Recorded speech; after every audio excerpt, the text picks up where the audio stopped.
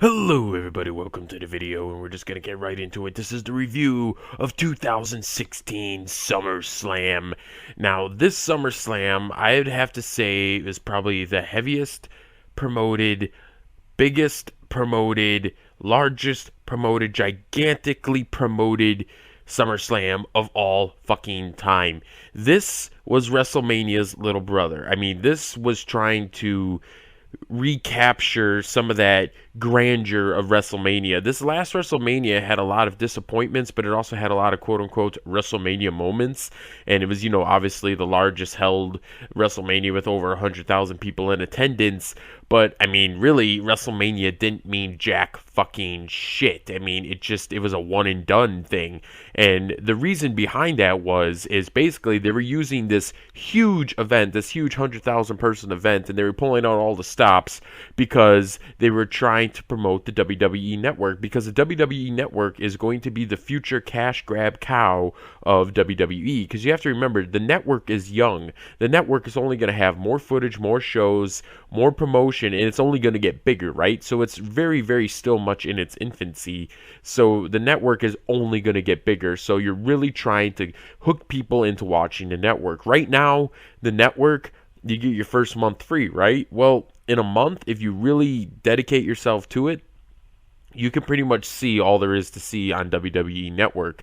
But they're trying to build a fan base for the WWE Network. One, because, it's revenue, it's revenue, it's revenue. It's more than just trying to grab for pay-per-view buys every month.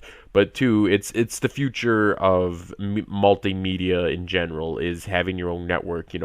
Many movies and TV shows are going straight to Hulu and Netflix and things like that, and WWE Network is no different. So they're really much ahead of the curve on that. It can only get bigger. It can only get greater. So they promote these events, and they try to promote people to watch them on WWE Network. They're starting to put pay-per-views only on WWE Network. They're doing all these vignettes and multimedia and social media and all these press conferences about the WWE Network, and I'm going to keep saying WWE Network 1,000 times, but they're doing that. And then when you watch the big event, it's like, oh wow, this was really cool, look at all these awesome moments.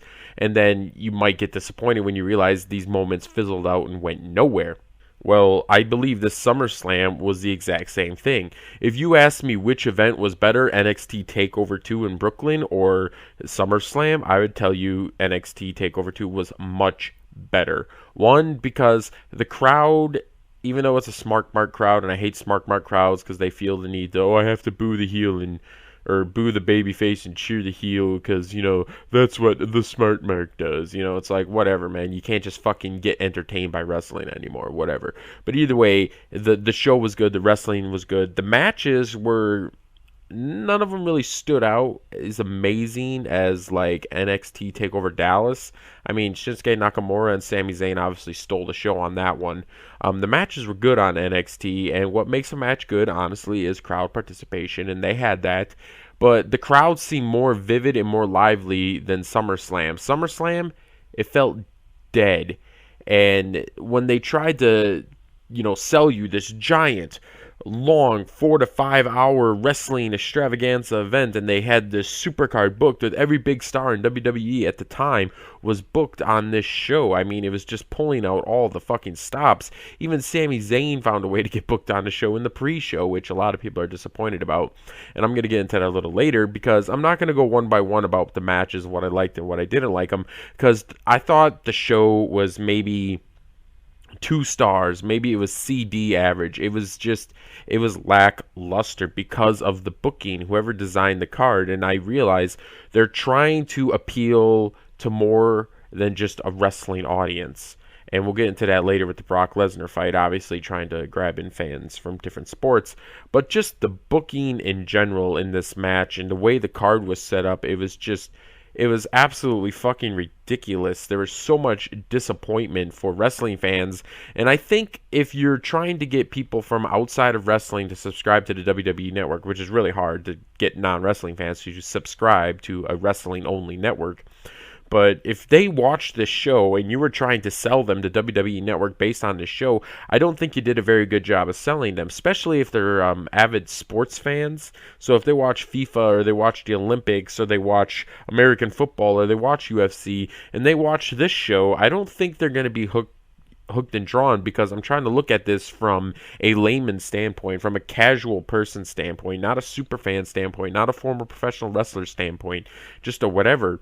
And there's a lot of things that, like all these plot holes and logic loops that WWE is notorious for doing, that really stood out in this show.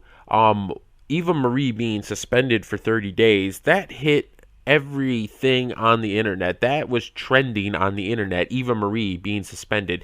Not Paige and Del Rio being suspended. Eva Marie being suspended. The whole fucking world knew that she was suspended effective immediately because in athletic endeavors, wellness policy violations are a huge part now of the coverage of that. You have Brock Lesnar with his UFC busts and people getting busted in the Olympics and Russia getting banned from the Olympics and things like that. So the world knew that Eva Marie was not going to be there. I mean, it was everywhere. WWE themselves even announced officially, effective immediately, she's suspended. So what do? They give her the entrance and then they make up a kayfabe storyline. Oh, she's on vacation because the fans don't like her. It's like, that's stupid. Like, if you're trying to get someone convinced and on board to watch wrestling, you don't give them something real and then give them something fake and expect them to be fooled. I mean, it's just stupid. I mean, everyone knew that Eva Marie was suspended. Everyone in wrestling and out of wrestling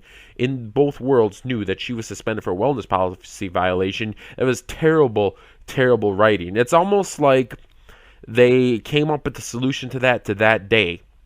But then it got me on this weird conspiracy theory because who replaces Eva Marie is Nikki Bella. Now, Nikki Bella got a huge pop, a huge ovation just because she returned. She had a broken neck. She came back early, and, she was over. I mean, let's face it, when you're John Cena's husband, you're over. And it also has crossover appeal because the Divas are known in other media outlets. A lot of people only watch wrestling for the Divas, and I'm going to call them Divas because, in my opinion, the Bella Twins are Divas. They're not women's wrestlers. They've never have been. They're just ring rats that slept their way into the business, obviously hooked up with the right guys, and now they have a job for life, but they're not wrestlers. They actually don't know how to fucking wrestle good matches. They're not technically sound. They're not high spot. They're not wrestlers. The Bellas are not wrestlers.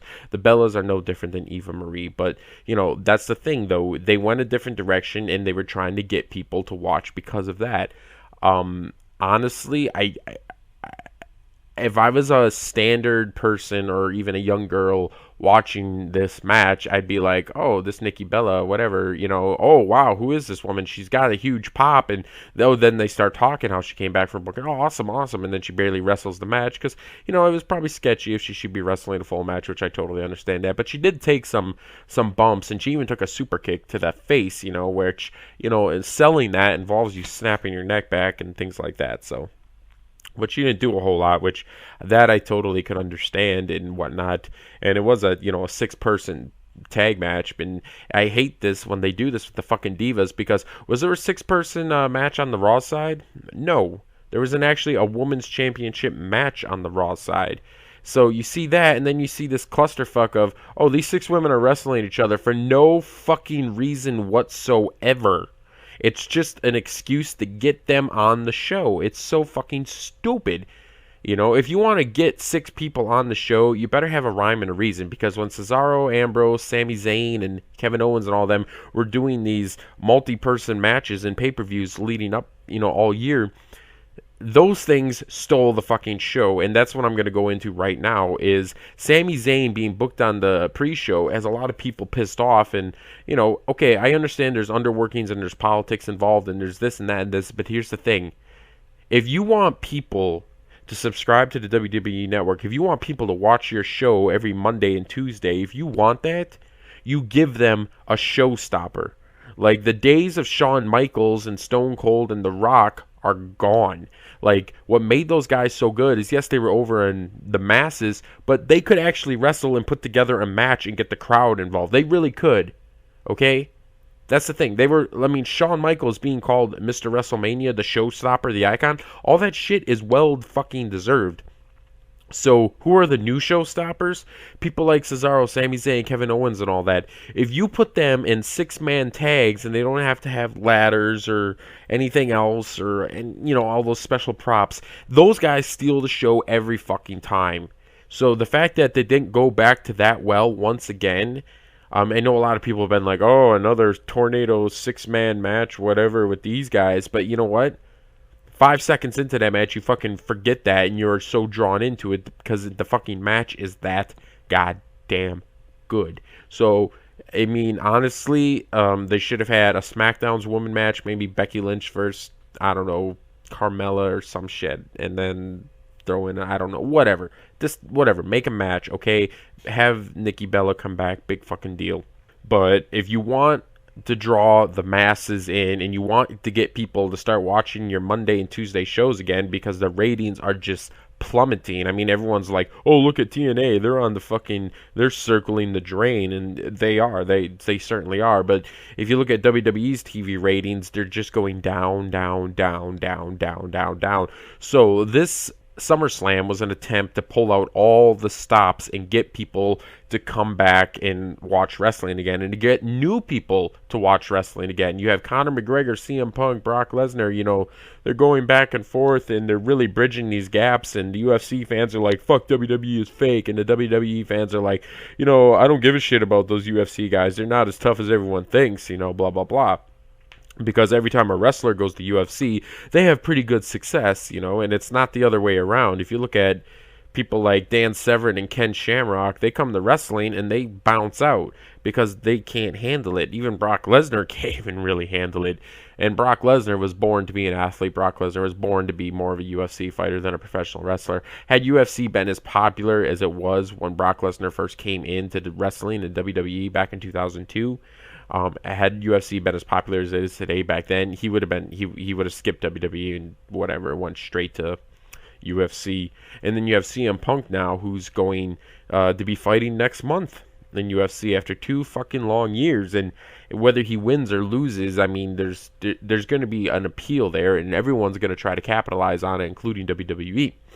So the next disappointment in this booking that I found with this thing was the Rusev Roman Reigns match. Everything about that match was wrong. It was like, Jesus fucking Christ. First of all, the world heavyweight title or the world title match went on before that. It's like, really? The world title means that fucking little? That the US title comes on after it? I mean, what the fuck does that title even mean then? And then second of all, they never even had the match. They started fighting on the outside of the ring and blah, blah, blah, and they never even had the match, and the match got thrown out. So you get people to fucking buy into your fucking product, and then you leave them without a fucking match? Now, here's the thing. They're probably thinking, oh, good, now they'll tune into Raw, and they'll tune into the next pay-per-view, and we'll actually get the match, right? No. People are going to be like, I'm not spending money to not get a fucking match. Shit, I saw the match for free on Raw last week before this. Roman Reigns battled Rusev in a standard match and Roman won. And now when it comes to the pay-per-view, the match got fucking virtually canceled.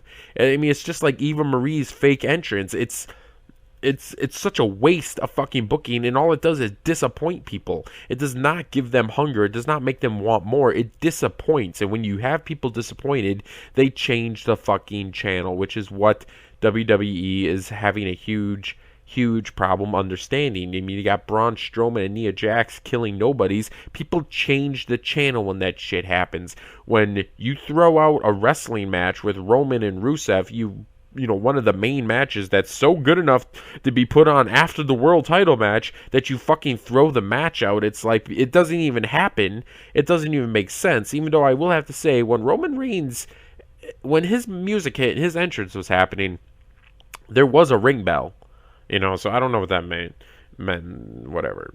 So, either way, huge fucking disappointment. I mean, just huge disappointment, considering you gave away an actual match the week before on free TV. I don't see how that makes sense, and I don't see how that's ever going to make sense, and I don't see how WWE is going to get themselves out of that one. And if anything, it just prolongs the feud of, Roman and Rusev. And I don't think there's enough in those characters to make that feud go much longer than it has been. The Universal title match was good. I mean, people like that match. The crowd was into it. Everyone's into it. And that might gain some people to watch and keep subscribing to the WWE Network. But then, basically, we have the main event. And Randy Orton versus Brock Lesnar was a fucking clusterfuck. I mean, seriously, a fucking clusterfuck. Randy Orton got 3 fucking moves in the whole fucking match. You build this up as this is the most advanced person that the WWE can come up with to fight Brock Lesnar. This is nobody has been able to beat Brock Lesnar. He beat The Undertaker. He beat John Cena. He's beating everybody. He beat The Big Show. He beat everybody. Nobody can defeat this guy. He goes to UFC. He beats a guy, whatever. Here he comes, and you have all this hype and this mass media coverage, and you would think that Orton was able to give him a fight. No, Orton got fucking beat the fuck up. I mean, he got literally 3 fucking moves. He got 3 fucking moves in the whole fucking match. It was a fucking clusterfuck. I mean, this is the main event that you're selling the fucking program on, and then Brock Lesnar opens up Randy Orton hard way, and then they stop it because of the blood. And I will have to say, I'm a little mixed on the blood because he got a huge fucking head gash in his head, and when that blood just went and spilled out, the whole crowd was like, "Oh shit!" Now this did a couple things. Really, did that get UFC fans' attention? Yes.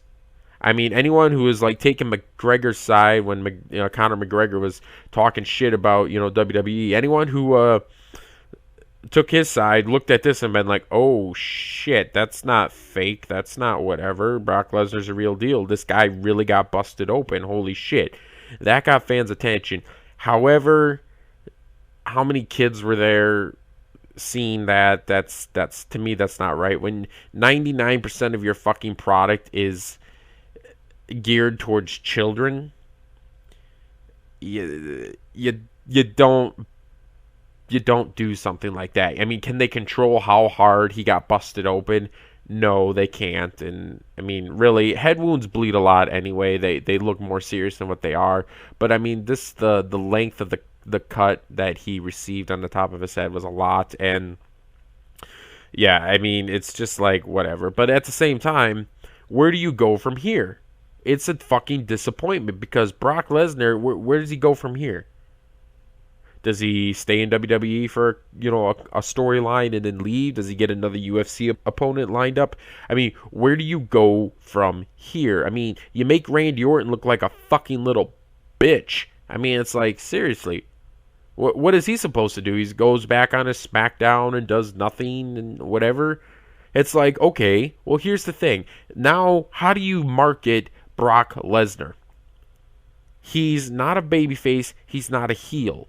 So how do you fucking market him? Does he go against the heel the next time? This unstoppable heel? Who can stop this guy? Oh, here comes Brock Lesnar, and everyone knows like Brock Lesnar's going to stop him. Or do you build him up as an unbeatable beast, and you now have officially run out of wrestlers that can beat him? The only person that came close to putting up a fight to Brock Lesnar was overbooked Roman Reigns at WrestleMania in Silicon Valley. And even then, he came up short. Well, I guess, there's a different finish with that match. But it's like, is there someone I'm forgetting that's on the WWE roster or a possible signee floating out there in the indie leagues or someone that now is going to give this big payoff to Brock Lesnar? Because I'll tell you right now, Bill Goldberg is never going to wrestle Brock Lesnar again. One, Bill Goldberg is old. He's out of shape. He just had surgery. And Bill Goldberg's not a stupid man. You're not going to get into a wrestling match with Brock Lesnar because there's a very, very fine line with Brock Lesnar. He is very professional. Very, very professional. But the only way that you can actually control him in the ring from actually hurting people is by dangling money over his head, by basically saying, well, Brock Lesnar, we agreed to pay you $5 million to come here and do this pay-per-view match. If you hurt this guy or whatever, we're not going to fucking pay you. Other than that, he's like, I don't give a fuck. You've booked Brock Lesnar in such a way that, yes, he is a god, and he's like Andre the Giant, where he comes out once in a great while and he's unbeatable when he does come out. I mean, for God's sakes, he beats Undertaker, who was booked very much the same way, where he only showed up for WrestleMania and won. So, who is left to even give Brock Lesnar a fucking match that people are going to want to buy? I mean, here's the thing. Back in the day when boxing was very popular with Mike Tyson, people were getting very disappointed with Mike Tyson fights. I mean, you mean you're going to expect me to buy this pay-per-view to watch Mike Tyson box when he knocks a guy out in 40 seconds? You know, people at the end of the day want a show. If they know Brock Lesnar is going to win, and they know he's going to win in deciding fashion, they know he's going to win quickly, they're not going to want to fucking watch Brock Lesnar anymore. In the UFC, yes. In WWE, no. You're not going to get anybody else to come and say, oh, hey, will Brock Lesnar win? Will he lose? Who knows? I mean, that's how these things are booked and promoted, is two guys facing each other. This one's got this one's got this one's good at this but bad at this, and this one's bad at this but better at this, and then can they actually beat each other? And you try to figure it out, and then the match actually happens, and then you look at the aftermath. But a lot of times you don't know who's going to win. You know, when Brock Lesnar was fighting Mark Hunt, it was like, well, Brock Lesnar's a much better athlete than Mark Hunt, but Mark Hunt can definitely punch harder, and Brock Lesnar's been removed from UFC for such a long time, and he lost his last two fights, and he was sick, but he's better now. But Mark Hunt, you know, is actually a ranked fighter. He's no one to be taken lightly. Nobody really knew who was going to win. People wanted Brock Lesnar to win. People wanted Mark Hunt to win, but you had to watch the fight to find out.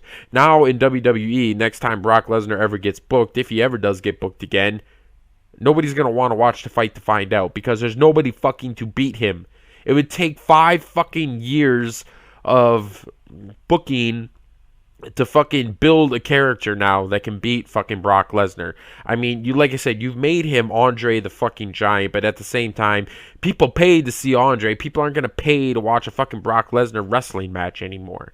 It's so fucking stupid on WWE's part. It really, really is. This whole fucking SummerSlam, the booking was fucking stupid. If anything, it turned more people away. Will people tune into Raw tonight to watch Brock Lesnar and see the aftermath of the Randy Orton fight because this big shocking thing happened where he busted his head open in a no blood policy company? I don't even think Brock Lesnar is actually supposed to be there that night. That's how fucking stupid it is. And WWE fucking knew that because he F5'd Shane McMahon. And obviously they're going to be like, well, for your behavior, Brock Lesnar, you're on suspension. So it's like you even knew the guy wasn't even going to show up to fucking TV the next day. So you gave this ending to SummerSlam. You gave a fucking cliffhanger, bizarre ending that has no fucking resolution next week on TV. It's like, WWE, what the fuck are you thinking? Like, seriously, what are you thinking? How is that going to get people to buy the network? How is that going to get people to watch your TV show? How is that going to get people to buy your merchandise? How is that going to get sponsors to invest in you when you sell yourself as a philanthropist, be a star, fucking children's-friendly, rated PG for the most part company, and then at the same time you have this Brock Lesnar fucking thing going on at the same time? It's like, do you even know what the fuck you're doing anymore? Because it would obviously be kind of showing that you don't, because the only way WWE is really gaining revenue momentum right now is simply their fucking stock prices. And obviously stock prices are determined by future earning values. Well, yeah, their future earning value is unlimited because, like I said, the WWE network is only going to get bigger and it's only going to grow and it's only going to gain viewers at this point because it has so few already. It's only got like 2 million people that are subscribed to it past 3 months, right? So it's only going to get more and more and big. You know, it's a big world out there. So that's what they have going for them. But quite frankly, this is fucking bullshit as far as trying to do something with this fucking pay-per-view. Once again, another huge fucking pay-per-view that was thrown with all the bells and whistles, and it was trying to be WrestleMania's little brother, and it fucking just led to nowhere. But we'll see what happens after Raw tonight.